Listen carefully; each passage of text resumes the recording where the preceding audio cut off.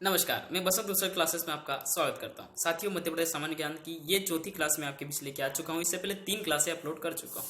आपने ज़रूर देखी होगी, नहीं देखी हो तो ज़रूर देखिए। इनमें मैंने मध्य प्रदेश के सभी टॉपिक्स को कवर करते हुए क्वेश्चन रखे हैं, ठीक है।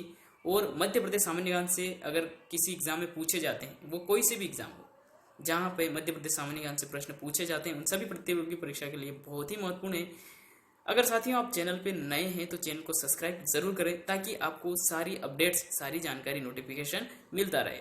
चलिए अब हम शुरू करते हैं। पहला प्रश्न आपके बीच, मध्य प्रदेश गान को कब अपनाया गया? 1 नवंबर 2010, 1 नवंबर 2011, 1 नवंबर 2012 या फिर 1 जनवरी 2010। मध्य प्रदेश का गठन भी 1 नवंबर को हुआ था, और कब अस्तित्व में आया तो 1956 में, और विभाजन 1 नवंबर को ही हुआ था, जो कि 2000 में हुआ, और छत्तीसगढ़ राज्य इससे अलग हुआ है। ठीक है, ये सामान्य जानकारी समझिए मध्य प्रदेश गान के बारे में। मध्य प्रदेश गान की रचना जो है साथियों, किसके द्वारा की गई? ठीक है, तो मध्य प्रदेश गान की रचना जो है श्रीनिवास रथ के द्वारा मध्य प्रदेश गान की रचना की गई है, और इसे सन 2010 में अपनाया गया, और 1 नवंबर को। अगला प्रश्न है, मध्य प्रदेश राज्य की पशु पक्षी एवं वृक्ष को कब अपनाया गया? 1 नवंबर 81 को, 2 नवंबर 81 को या फिर 1 नवंबर 82 को, 1 नवंबर 1983 को। तो साथियों, जब मध्य प्रदेश की 25वीं वर्षगांठ थी, मध्य प्रदेश स्थापना की 25वीं वर्षगांठ के अवसर पर, यह भी आप ध्यान रखिएगा, 25वीं वर्षगांठ के अवसर पर ही पशु पक्षी इनको राजकीय घोषित किया गया था, और वे तिथि थी सन 1981 1 नवंबर को। अगला प्रश्न है, निम्न में से कौन सा जिला ग्वालियर संभाग में नहीं आता है? दतिया, गुना, राजगढ़ या फिर अशोकनगर। अशोकनगर जो साथियों ये ग्वालियर संभाग में ही है। दतिया भी ग्वालियर संभाग के अंतर्गत है। गुना भी ग्वालियर संभाग में है, लेकिन राजगढ़ भोपाल संभाग के अंतर्गत आता है। ठीक है, इसलिए सही उत्तर आपका होगा सी वाला, राजगढ़। अगला प्रश्न है, मध्य प्रदेश को कितने भौतिक भागों में विभाजित किया गया, यानी भूमिगत भागों में? 1 में, 2 में या फिर 3 में या फिर 4 भागों में? तो इसमें सही उत्तर आप होगा तीसरा, यानी 3 भागों में भौगोलिक स्थिति में बांटा गया है। और वो स्थिति कौन कौन सी है आगे समझिए, मैंने डायग्राम के माध्यम से समझाने का प्रयास किया है। मध्य उच्च प्रदेश यानी ये क्षेत्र सबसे बड़ा है। इसके अंतर्गत रीवा, पन्ना पठार पूरा आ गया है। मालवा का पठार जो कि सबसे बड़ा पठार है, ये भी इसके अंतर्गत, और बुंदेलखंड का पठार भी इसके अंतर्गत आ गया है। उसके बाद तीसरा भौगोलिक क्षेत्र है सतपुड़ा मेकाल श्रेणी। इसमें सतपुड़ा श्रेणी पूरी आ गई है, और इसमें आता है मेकाल श्रेणी पर्वत। ठीक है, ये भी इसमें मेकाल पर्वत भी इसके अंतर्गत आ रहा है। और तीसरा जो भौगोलिक क्षेत्र है वो है सतपुड़ा मेकाल श्रेणी, जिसके अंतर्गत बघेलखंड आता है। ठीक है, जिसके अंतर्गत बघेलखंड आता है। अब डाइवर माध्यम से, मैप के माध्यम से समझने का प्रयास करते हैं। ठीक है, मैप के माध्यम से जो है आसानी से आपको याद हो जाएगा। चलिए पठार को समझिए। ये जो ऊपर वाला हिस्सा देख पा रहे हो आप, मध्य भारत का पठार है। ठीक है, डार्क कलर में। और यहाँ पे बुंदेलखंड का पठार आप देख रहे हो, ये यहाँ पे है बुंदेलखंड का पठार। और ये वाला हिस्सा जो है ये मध्य भारत का पठार के अंतर्गत आता है। और ये रीवा पन्ना का पठार है। ये यहाँ पे बघेलखंड का पठार है, जो कि इतनी क्षेत्र में है। और ये जो क्षेत्र है पूरा, ये क्षेत्र है सतपुड़ा पर्वत श्रेणी का। और इसमें यहाँ पे मेकल श्रेणी ये यहाँ पे है, महादेव श्रेणी यहाँ पे है, और यहाँ पे ग्वालीगढ़ श्रेणी है, और राजपीपला श्रेणी जो है वो यहाँ पे है। ये है नर्मदा सोन घाटी क्षेत्र। और ये जो श्रेणी पर्वत श्रेणी ये विंध्याचल पर्वत श्रेणी है, जो कि यहाँ तक फैली है, रीवा पन्ना से लगी हुई है। और ये राजस्थान के साथ सीमा बनाता अरावली पर्वत। और ये है सबसे बड़ा पठार मध्य प्रदेश का, मालवा का पठार। और यहाँ पे यूपी लग जाता है, यहाँ पे राजस्थान, और इस तरफ गुजरात, और यहाँ पे महाराष्ट्र लगता है, और इस क्षेत्र में लगता है छत्तीसगढ़। अगला प्रश्न है, भारतीय वन अनुसंधान संस्थान का क्षेत्रीय कार्यालय, इस पे ध्यान दीजिएगा, इसका क्षेत्रीय कार्यालय कहाँ पे है? जबलपुर, भोपाल, शिवपुरी या फिर इंदौर में? शिवपुरी की अगर बात करें हम, तो शिवपुरी में है प्रादेशिक वन स्कूल। इसको भी याद रखिएगा, शिवपुरी में प्रादेशिक वन स्कूल है। और यहाँ पे भोपाल की बात करें तो यहाँ पे भारतीय वन प्रबंधन संस्थान कहाँ पे है? भोपाल में है। भारतीय वन प्रबंधन संस्थान कहाँ पे है? भोपाल में है। और जबलपुर में है भारतीय वन अनुसंधान संस्थान का क्षेत्रीय कार्यालय। कहाँ पे है? जबलपुर में। कौन सा जल विद्युत ग्रह चंबल नदी पर नहीं है? गांधी सागर, राणा प्रताप सागर, जवाहर सागर या बाण सागर? देखिए साथियों, गांधी सागर जो है यह मंदसौर जिले में है, ठीक है। और गांधी सागर जो कि चंबल नदी पर ही बना हुआ है और इसकी विद्युत उत्पादन क्षमता 150 मेगावाट है, ठीक है, 150 मेगावाट है। और राणा प्रताप सागर राजस्थान में है और इसकी जो क्षमता है राजस्थान के कहाँ पे है? चित्तौड़ में। राजस्थान के चित्तौड़ जिले में है राणा प्रताप सागर और इसकी जो है उत्पादन क्षमता है 172 मेगावाट, ठीक है, 172 मेगावाट की क्षमता इसमें है। और जवाहर सागर ये भी राजस्थान में है और कहाँ पे है? ये कोटा में है, कोटा में है और इसकी क्षमता है 99 मेगावाट की क्षमता है। इतनी बिजली उत्पादन क्षमता है। बाण सागर जो है यह विद्युत ग्रह चंबल नदी पर नहीं है बल्कि यह शहडोल में है, सोन नदी पर। कहाँ पे है? शहडोल में सोन नदी पर है बाण सागर ताप विद्युत ग्रह।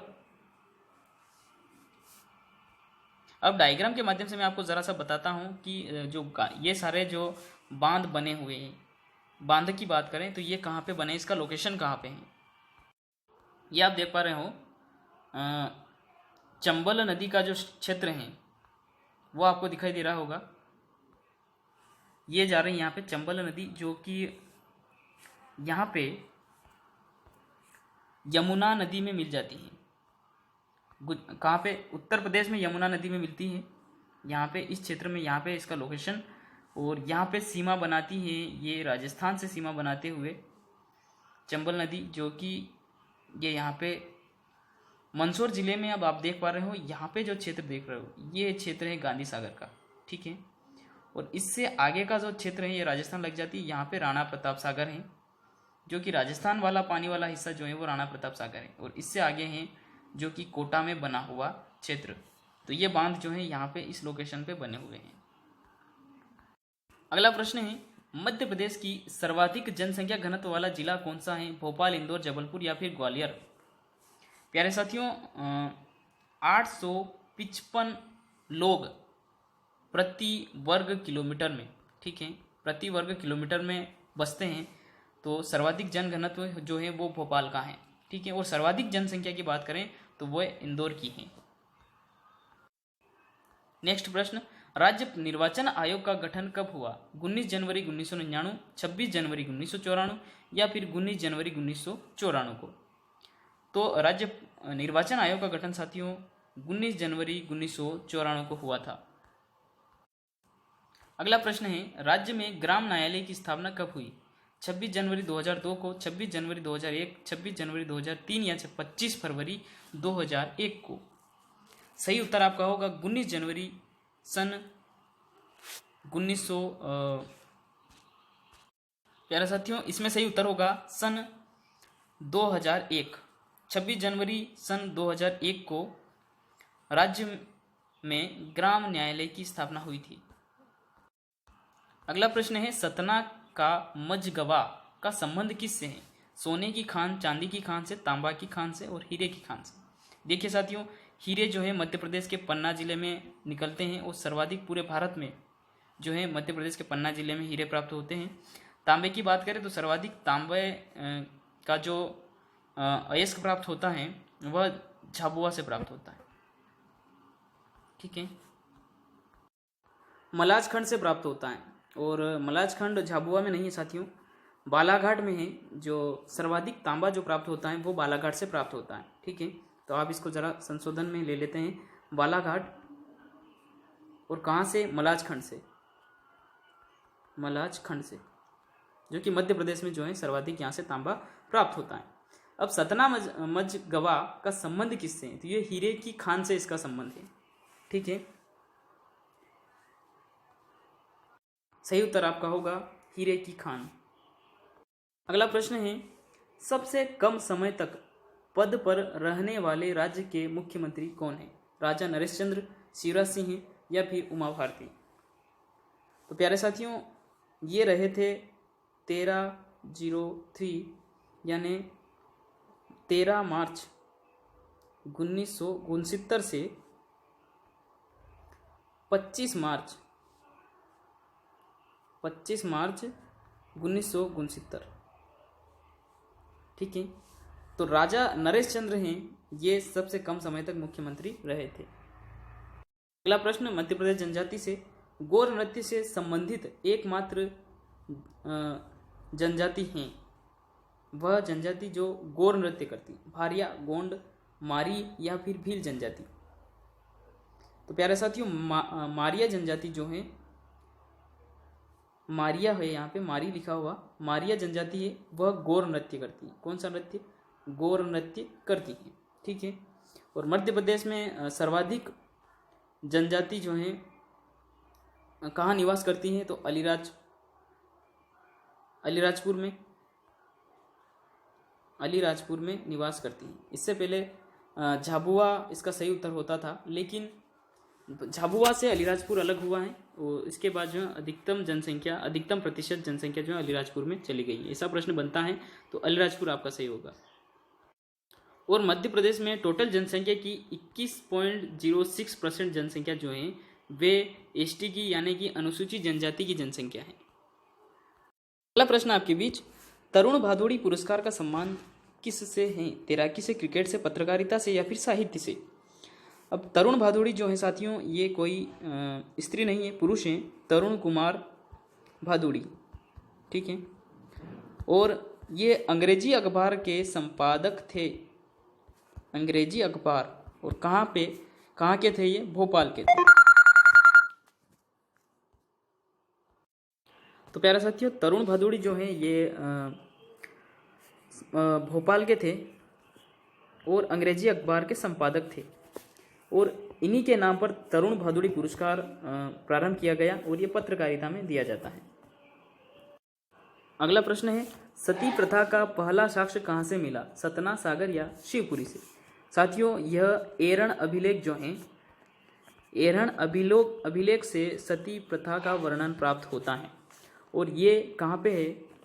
तो ये है सागर में, सागर जिले में है सती प्रथा का पहला साक्ष्य। अगला प्रश्न है, देश में कितनी प्रतिशत सोयाबीन मध्य प्रदेश से प्राप्त होती है? ठीक है, मध्य प्रदेश को सोया प्रदेश कहा जाता है प्यारे साथियों, और सर्वाधिक सोयाबीन का उत्पादन यहीं पे होता है। और कितना प्रतिशत है? 70, 60, 80 या फिर 90%? तो 80% सोयाबीन जो है मध्य प्रदेश से ही प्राप्त होती है। पूरे भारत की बात हो रही है, देश को। अगला प्रश्न है, देश में एशिया का सबसे बड़ा सोयाबीन संयंत्र कहाँ है? रतलाम, उज्जैन, नीमच या फिर भोपाल में? तो इसमें आपका सही उत्तर होगा उज्जैन। उज्जैन में है एशिया का सबसे बड़ा सोयाबीन संयंत्र। सन 1995 में देश में पहला युवा महोत्सव कहाँ पर आयोजित किया गया था? और अभी भी आयोजित किया जाता है, इंदौर, जबलपुर, भोपाल या फिर राजस्थान में। ठीक है, तो देश में पहला युवा महोत्सव जो है साथियों वो भोपाल में आयोजित होता है, जो कि सन 1995 से आयोजित हो रहा है। किलों का रत्न या फिर भारत का जिब्राल्टर उपनाम किसका है? मंदसौर के किले का। मंदसौर का किला जो है साथियों ये उस समय बनाया गया जब मुगल काल में इसे नहीं बनाया गया, क्योंकि प्यारे साथियों मुगल बादशाह जैसे बाबर हैं, हुमायूं हैं, शेरशाह सूरी हैं, अकबर हैं, जहांगीर, शाहजहां, औरंगजेब, ये जो हैं ये सभी मुगल काल के हैं। लेकिन ये जो मंदसौर का किला बना था ये अलाउद्दीन खिलजी के काल में बना था। और बात करें यहाँ पे जो अपना सही उत्तर होगा वो ग्वालियर के किले की बात हो रही है। इसी ग्वालियर के किले को जिब्राल्टर उपनाम से या फिर किले का रत्न कहा जाता है। खजुराहो में किस जैन गुरु की सबसे ऊंची प्रतिमा है? विश्वनाथ की, आदिनाथ की, भीमदेव की या सिद्धार्थ गुरु की? तो खजुराहो में बनी हुई जैन मूर्ति जो है वह आदिनाथ की है, जो कि जैन मूर्ति सबसे ऊंची है। तो सही उत्तर आपका दूसरा होगा। मध्य प्रदेश में घड़ी का सबसे मुख्य कारखाना कहाँ पे? सतना, नीमच, खरगोन या फिर बैतूल में? तो मध्य प्रदेश में बैतूल में साथियों घड़ी का उत्पादन होता है, जो कि मुख्य रूप से सर्वाधिक यहाँ बैतूल में ही मध्य प्रदेश में घड़ी का उत्पादन होता है। प्रदेश में कृत्रिम रेशे कहाँ पे बनाए जाते हैं? नागदा, उज्जैन, रतलाम या फिर छिंदवाड़ा में? ठीक है, तो प्यारे साथियों जो कृत्रिम रेशा है वह उज्जैन क्षेत्र के नागदा में बनाया जाता है। नागदा में इसकी फैक्ट्री है। और उज्जैन में साथियों महाकालेश्वर की मंदिर है जो कि विश्व विख्यात हैं। इसके अलावा उज्जैन में मैंने आपको जैसे बताया कि सर्वाधिक कृषि योग्य भूमि है। यहाँ पे 81% भूमि कृषि योग्य भूमि है उज्जैन में। सर्वाधिक अगर बात करें तो उज्जैन में सर्वाधिक कृषि योग्य भूमि है और यहाँ पे उत्पादन भी बहुत ही अच्छा होता है। और क्वेश्चन ऐसे भी बनता है कि जो उज्जैन में महाकालेश्वर का मंदिर है ये किस नदी पर है? तो ये क्षिप्रा नदी पर है। कौन सी नदी पर है साथियों? क्षिप्रा नदी पर बना हुआ है महाकालेश्वर मंदिर। और मंदसौर में जो पशुपतिनाथ मंदिर है, ठीक है, पशुपतिनाथ मंदसौर जो है ये शिवना नदी के किनारे हैं। और शिवना नदी जो है राजस्थान के शेवना नामक गांव से निकल के आती है और बाद में यह चंबल नदी में मिल जाती है। राज्य में ऋतु वेधशाला कहाँ पर है? इंदौर, झाबुआ, मंडला या फिर सीधी में? तो राज्य में ऋतु वेधशाला जो है साथियों वह इंदौर में स्थित है। असत्य मेल होगा, ये कुछ महत्वपूर्ण विद्वानों के नाम हैं और ये यहाँ पे इनके उपनाम हैं। ठीक है, माखनलाल चतुर्वेदी को कहा जाता है एक भारतीय आत्मा, ये बिल्कुल सही है। अहिल्याबाई को कहा जाता है देवी लोक माता, ये भी बिल्कुल सही है। यहाँ पे कुंजीलाल दुबे, इनको कहा जाता है मध्य प्रदेश के विधि पुरुष, ये भी सही है। संत सिंगाजी को कठिन काव्य का प्रेत नहीं कहा जाता है, यहाँ पे ये असत्य होगा। फिर संत सिंगाजी को क्या कहा जाता है? संत सिंगाजी को साथियों मालवा के कबीर कहा जाता है। क्या कहा जाता है? मालवा के कबीर, ये भी आप याद रखिएगा। और कठिन काव्य का प्रेत किसे कहा जाता है? कठिन काव्य का प्रेत प्यारे साथियों आचार्य केशवादास को कहा जाता है। आचार्य केशवादास, इनको कहा जाता है कठिन काव्य का प्रेत। अगला प्रश्न है अनुसूचित जनजाति की स्थापना, यहाँ पे आयोग है, ये शब्द का ध्यान रखिएगा आप। अनुसूचित जनजाति आयोग की स्थापना कब हुई?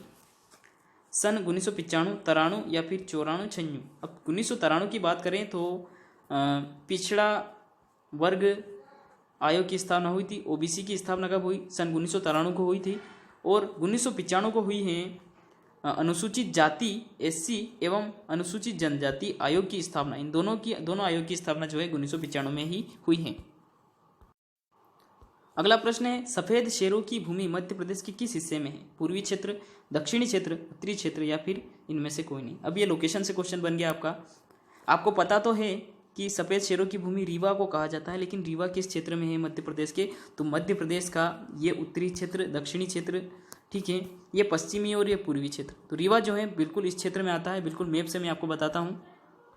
अब यहाँ पे आप देख पा रहे हो ये रीवा जो है इस क्षेत्र में है। यहाँ पर है रीवा जो कि यूपी के उत्तर प्रदेश के बॉर्डर से लगा हुआ है। और ये क्षेत्र कौन सा है? ये पूर्वी क्षेत्र है। बात करते हैं मध्य प्रदेश के कुछ विशेष तथ्यों के बारे में। हिंदी में देश की प्रथम वेबसाइट शुरू करने वाला राज्य कौन सा है? मध्य प्रदेश ही है प्यारे साथियों।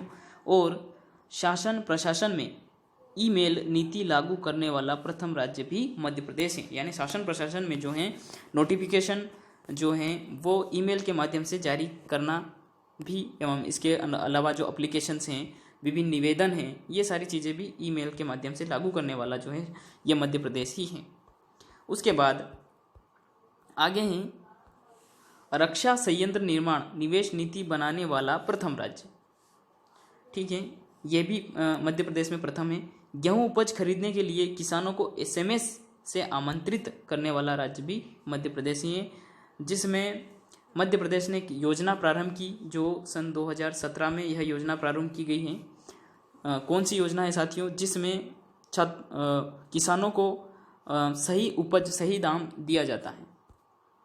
योजना का नाम है भावांतर भुगतान योजना, जिसके तहत किसानों को उचित दाम दिए जाने का इसमें प्रस्ताव है।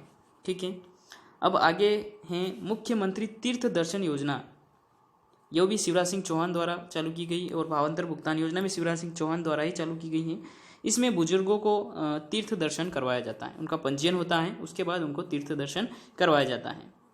एक और मध्य प्रदेश से बहुत ही महत्वपूर्ण तथ्य है, दृष्टिहीन व अन्य निशक्त जनों, जो कि किसी भी कार्य को करने में सख्त नहीं है, निशक्त हैं, यानी कि उनमें किसी भी प्रकार की निशक्तता है, तो उनके लिए प्रकृति से जुड़े रहने के लिए, जोड़ने के लिए टच एंड स्मेल पार्क, ये याद रखिएगा आप, टच एंड स्मेल पार्क से क्वेश्चन बन सकता है कि ये कहाँ पे है, तो ये होशंगाबाद में है, का निर्माण किया गया है। ठीक है, जो कि प्रथम राज्य है मध्य प्रदेश। इसमें जो है कुछ विभिन्न वस्तुएं एवं स्मेल्स रखी गई हैं, जो इनको निशक्त जन, दृष्टिहीन लोग इनको टच करते हैं, महसूस करते हैं। प्यारे साथियों, आज की वीडियो में 25 क्वेश्चन की हमने चर्चा कर ली है। आज की वीडियो में इतना ही। वीडियो आपको अच्छा लगा हो लाइक ज़रूर करें, साथ ही अपने साथियों में शेयर करें, ताकि ये क्लासेस उनको भी मिल सके, फ़ायदा मिल सके। ठीक है, इसके अलावा आप चैनल को सब्सक्राइब ज़रूर करें और बेल आइकन को हिट करें, ताकि आपको सारी नोटिफिकेशन जो है वह मिलती रहे।